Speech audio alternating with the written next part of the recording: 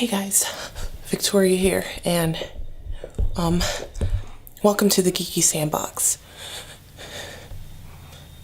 Happy 2018 guys, and welcome to the Geeky Sandbox. I'm Victoria, and today I'm really excited about this video. So in honor of it being 2018 and the theatrical release of Insidious: The Last Key being right around the corner, I decided to do a video about 5 horror tropes that I want to continue in 2018. I know usually we do videos about what needs to go in 2018 or 2019 and what's dead and things like that, but I really think there are some awesome things that have been happening in the horror genre over the past couple of years that I hope that they can improve in 2018, and I don't know that they can continue and experiment with. So let's jump right into those. Leaving it open to interpretation, leaving it open for the audience to come up with their own theories and ideas and things like that. Okay guys, so that was just the best vacation ever. And I don't know, I'm really happy how it turned out.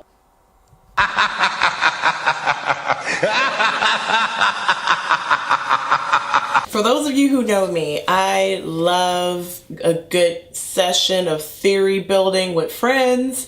I mean, call me a nerd or whatever, but I just really love it. That's why I like a lot of shows that have mystery in them and things that you have to like wait until next week, and so that you have that 7-day filler to kind of figure out, oh, why did this person kill this person, or did this person actually die in 1965, or you know, anything like that. And there are a few movies that I really did enjoy that fall underneath the horror umbrella that I think really did a great job with this. It Follows is a really good one.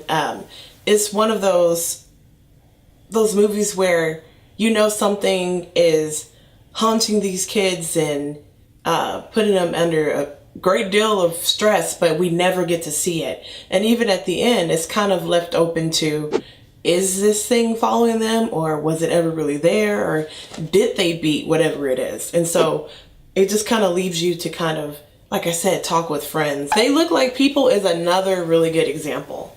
They Look Like People was one of those hidden Netflix gems that I like stumbled upon one day because the description was pretty interesting.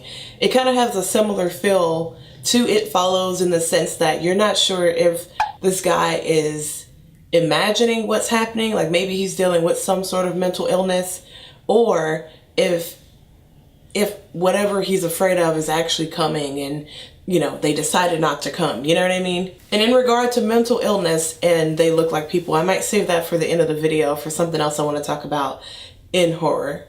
It Comes at Night is a really good, fresh and recent one. It either came out in 2017 or 2016. I'll put it right here so you can see. But, ooh, I really love that movie. So It Comes at Night is this very, very, very self-contained horror movie. It's very isolated. You only have about 5 or 6 characters or something like that. And they're all in this one house trying to avoid some type of airborne kind of sickness that eventually gets you and I don't know, makes you kind of violent maybe, and you get sick, you get weird sores all over your body, you throw up black blood, like just kind of all kinds of like horrifying things like that. And throughout this movie, it's just these 5 to 6 people trying to live their lives and avoid this kind of thing until they invite some new people into their home. And one of the main characters gets sick, and everyone's trying to figure out, even more so now, they're like, did you touch this person? Were you sick the whole time and you actually got that person sick that we were all worried about? And at the end, it's just kind of like I don't know, it just kind of ends there, and it's just kind of left open to your interpretation. Does he die? Did he get his family sick? Are they fine? Like, I don't know, like it's a really good movie. So if you haven't seen It Comes at Night, go ahead and watch it. I really enjoyed it. I think you might too. And without even having to explain this whole thing, The Shining.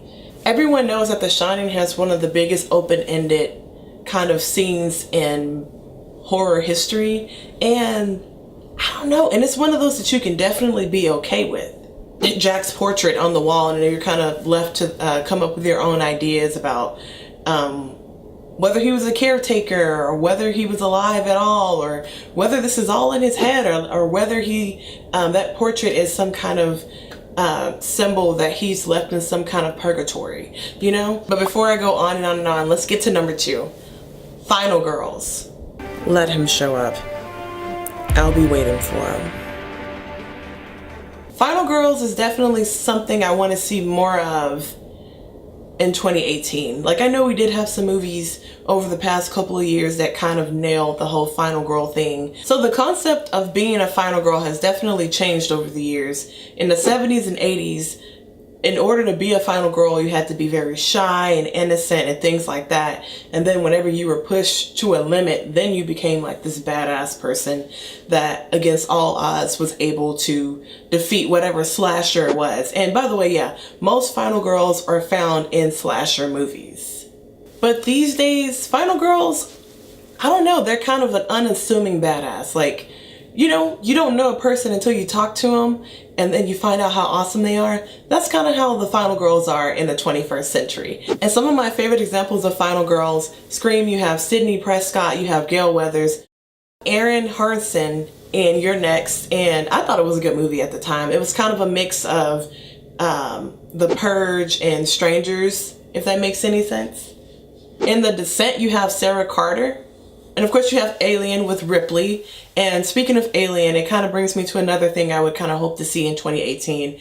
And it does fall under the whole final girl thing. I want to see more women of color, more minorities and things like that, kind of carrying a horror movie on their back. We kind of see just some of those sprinkled throughout, but I do think it's something that the horror audience would take an interest in. A good example of that is the Alien vs. Predator movie with Lex Woods.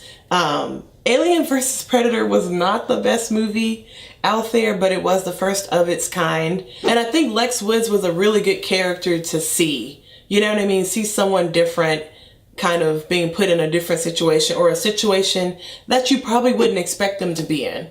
And another good example that I'm remembering now is Selena. Selena in 28 Days Later. Not this Selena and not that Selena, but this Selena in 28 Days Later. So you do have some representation of minorities and people of color in some of the older horror movies, but it would be nice to see some of those women kind of step up and kind of carry a Your Next kind of movie on their back, or a nice I don't know, a nice Cabin in the Woods or something like that. So I feel like there's a lot of opportunity for growth within the final girl category, and I just can't wait to see what they do this year. Number 3, more horror social twist.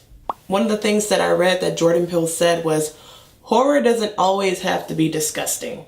And that's true. Some of the smallest things in horror movies should be able to give you chills and spines without there being blood everywhere. Which there's nothing wrong with slasher movies and torture porn movies and stuff like that. But I don't know, I agree. Like, you don't have to have all of that to scare somebody. And Get Out was one of those movies where it didn't have to do all those things to get you scared. You were already nervous and uneasy, maybe embarrassed when watching the movie, depending on who you are and who you identify with and your background and things like that. Get Out was partially a movie about racism in America flipped.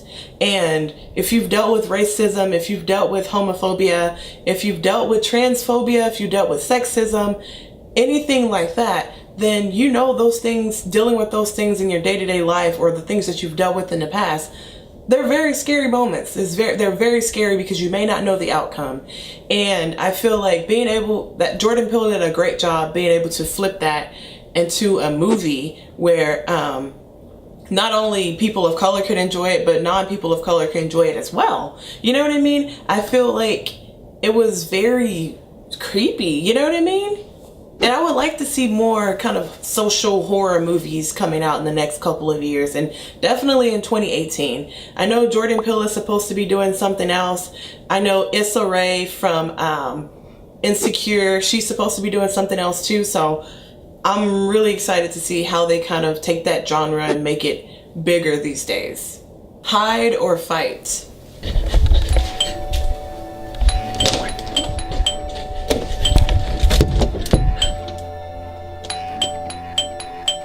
whether it's the main protagonist or the antagonist that has that obstacle where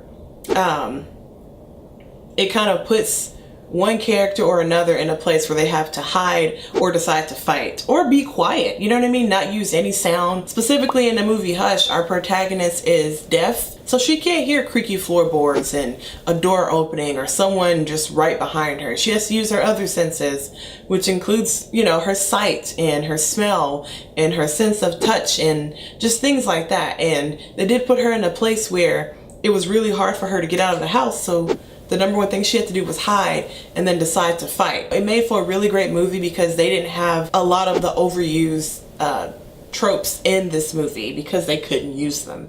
And I think that's very challenging for some movies to, and I wish more would take on that kind of challenge. Number 5, the anti-jump scare.